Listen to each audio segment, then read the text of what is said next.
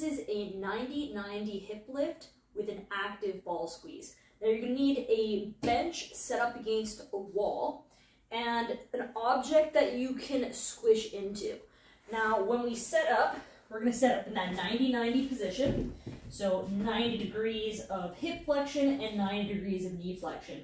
This object is going to be placed between our knees. Now we don't want that object to be so large that our legs are super wide. We want to make sure that our hip and our knee and our feet can stay in line with that object.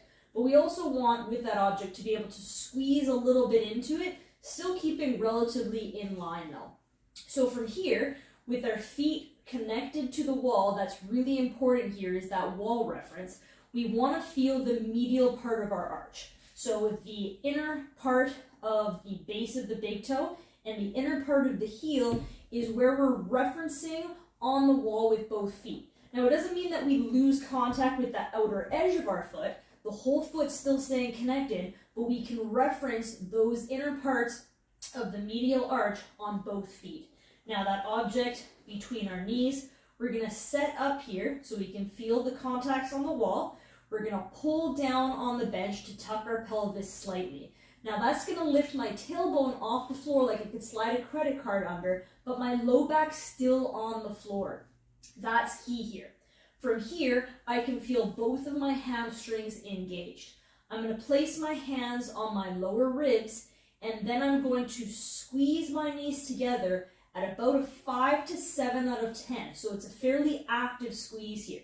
I want to make sure that my chin is pointing straight up. Nice neutral spine. I'm going to squeeze. And from here, I can feel inner thigh and hamstring, and I'm simply going to breathe. In through the nose.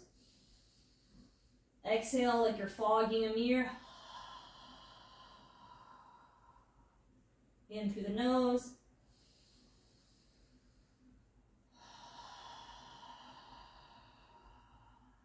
The entire time, I can feel hamstring and inner thigh. Now, a really common mistake here is people will create too much tension throughout their whole body. Their neck will kick on, their abs will kick on excessively, and even their calves. So we want to make sure that we keep everything else relaxed except for that inner thigh and hamstring. On the full exhale, you might feel a little bit of side cord. That's okay. Now, some people might need to put a towel roll underneath their head. Now, the towel roll under the head isn't enough that we're excessively cranking our head up, or it's too high that we're jammed down. It's just enough to still keep that spine neutral. So if that's needed, that's perfectly fine here. We also want to, in an ideal world, have our feet connected to the wall. That wall reference is really important. If you don't have a wall set up, you can be away from something and just have your feet on the bench, but see if you can get a setup where you can get that foot on the wall throughout the entire motion. The second most common mistake that we'll see here is people will bridge their hips up way too high through the movement, and now my low back's not flat on the floor. So recall that it's a super tiny tuck of the pelvis.